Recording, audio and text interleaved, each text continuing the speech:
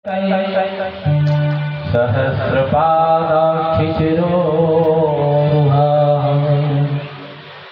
परीक्षित जी ने पांचवा प्रश्न परीक्षित जी ने किया कि महाराज इस सृष्टि की संरचना करने के बाद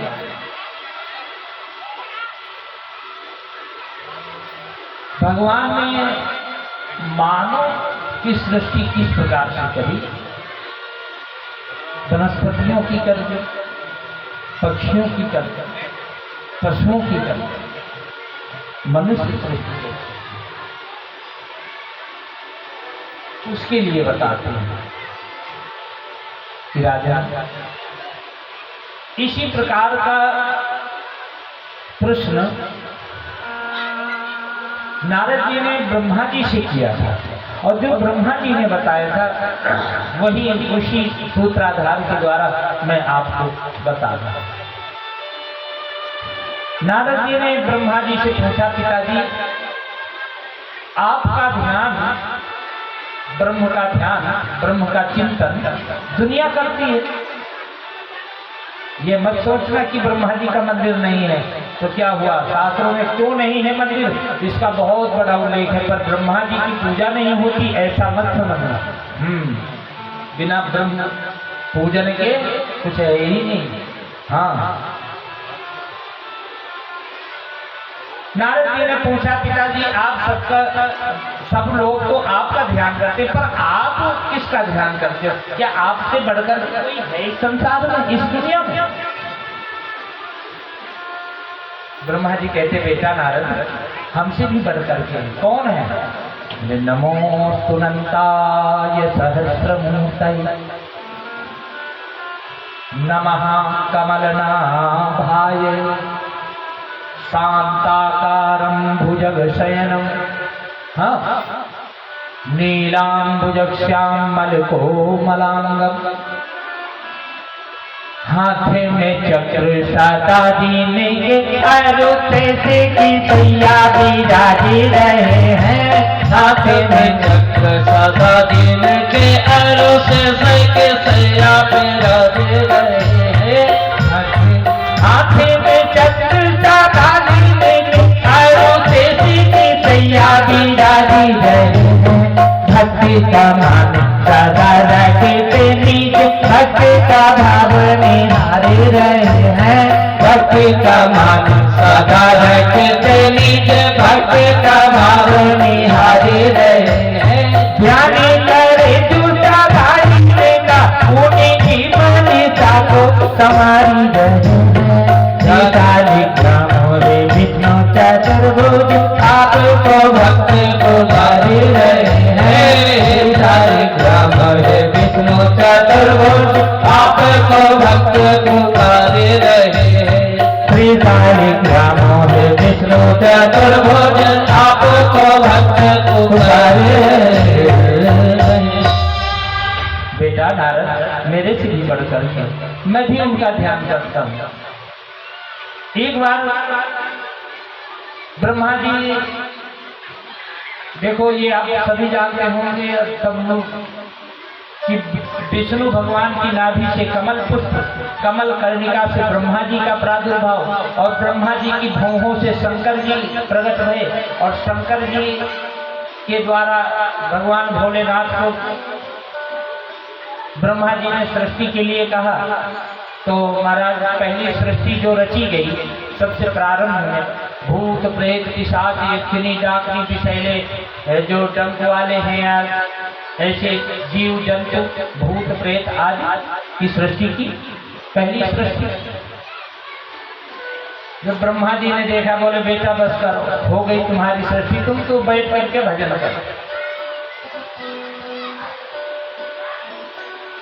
भजन करने लगे। भोलेनाथ कहते हैं मैं तो, हम तो पहले चाहते थे कि हमें सृष्टि के चक्कर में मत डालो, पर आपने कहा तो हमने कर दिया जो जैसे बने। पुनः सृष्टि के उद्देश्य से सत्य संकल्प के द्वारा की। तो जैसे मैंने प्रथम दिन कथा सुनाया था ना, सनत सनंदन सनातन सनत कुमार चारों ऋषियों की, तो चार ऋषि प्रकट हुए, सत्य संकल्प के द्वारा सृष्टि है। उससे भी सृष्टि, जब सृष्टि के लिए बोले तो उन्होंने हाथ जोड़ लिया, बोले पिताजी हम तो ऐसे घर गृहस्थ के चक्कर में नहीं पड़ेंगे, हम तो भगवान का भजन करेंगे। चले गए, ठीक है बेटा जाओ करो भजन।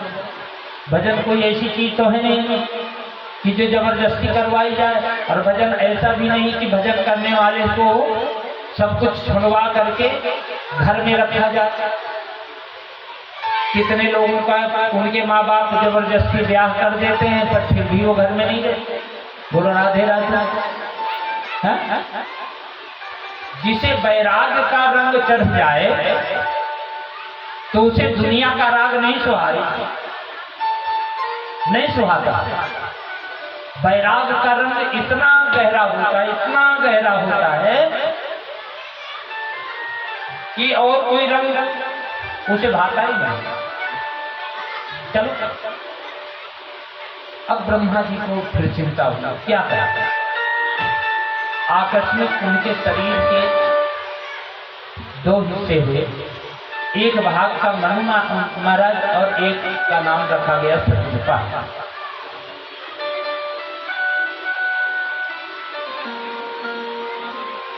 ब्रह्मा जी के सत्य संकल्प के द्वारा दूसरी एक सृष्टि और हुई, जो मैंने अभी छोड़ दिया था। अत्रि वशिष्ठ च्यवन शरद्वान बताया था ना। अत्रि पुलह क्रतु भृगु वशिष्ठ जमदग्नि आदि ये सब ब्रह्मा जी की प्रथम सृष्टि थी।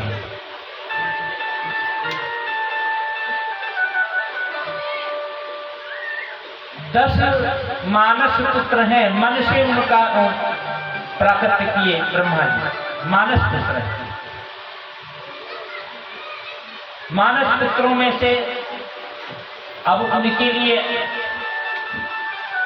रहने की व्यवस्था चाहिए, तो ब्रह्मा जी कहने लगे विष्णु भगवान से, प्रभु सृष्टि तो हमने कर दी, पर अब इन्हें रहने के लिए स्थान भी तो चाहिए, क्योंकि पूर्ववत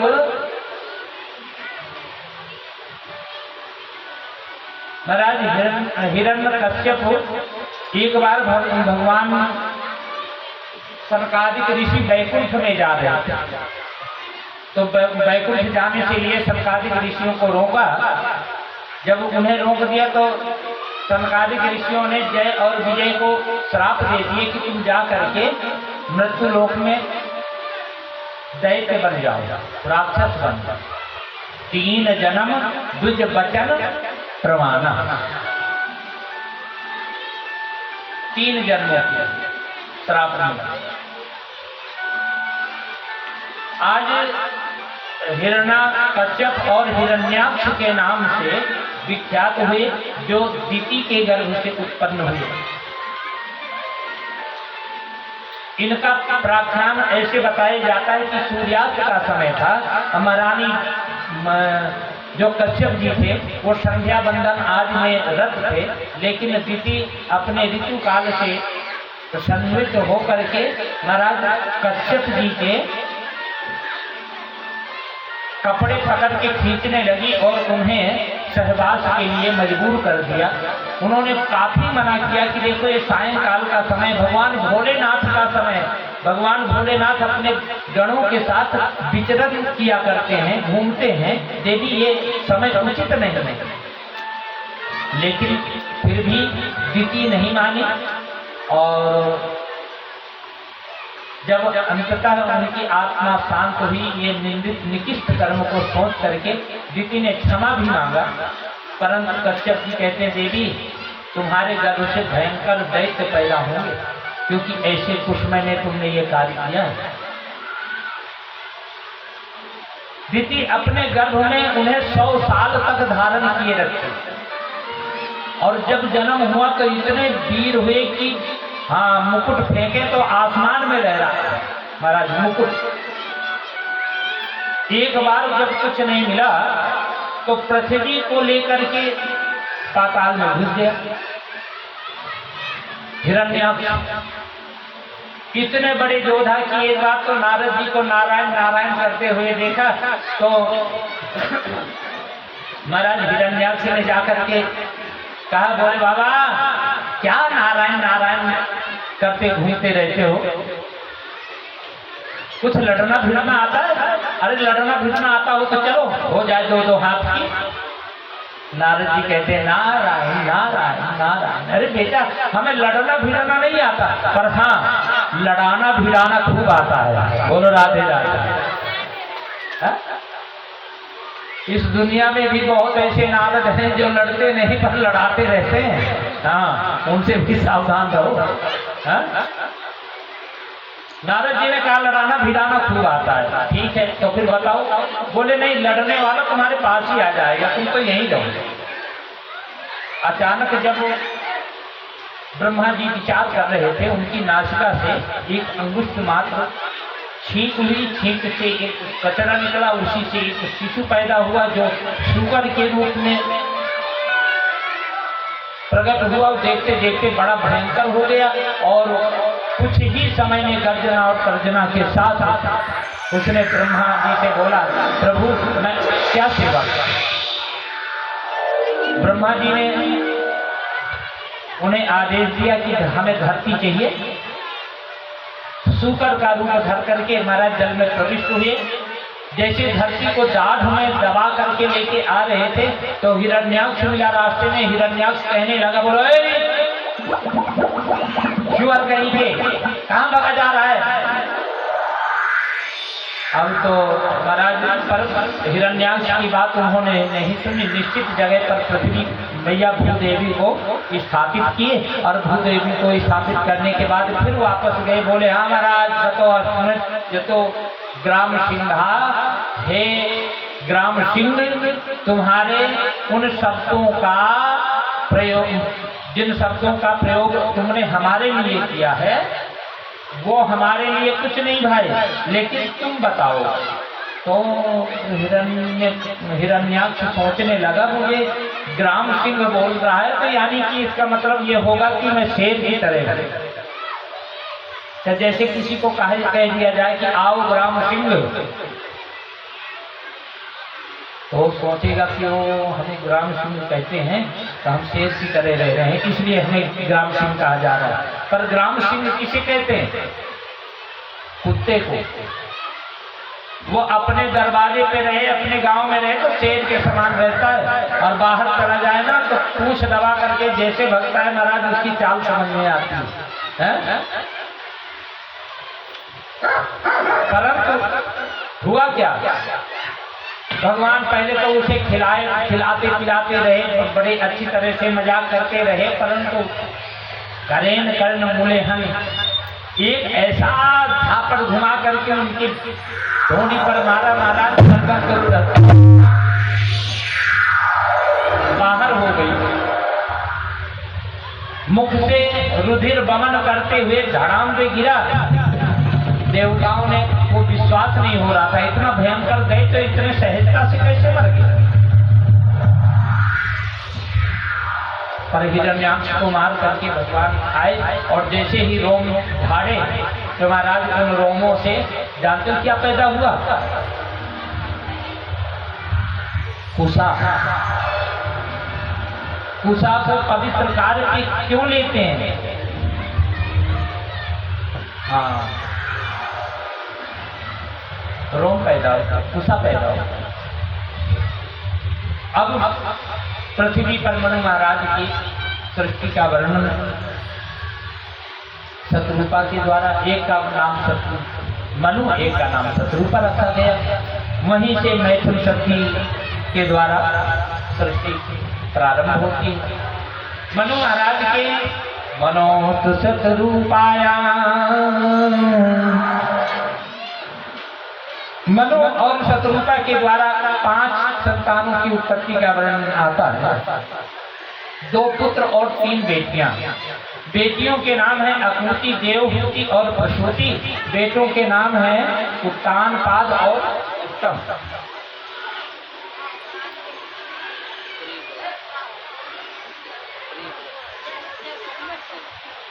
प्रियव्रत और उत्तान पाद। जायते उत्तान पाद। बेटियों के नाम देवहूति, अपूति और प्रसूति। तो अपूति का विवाह रुचि प्रजापति से हुआ।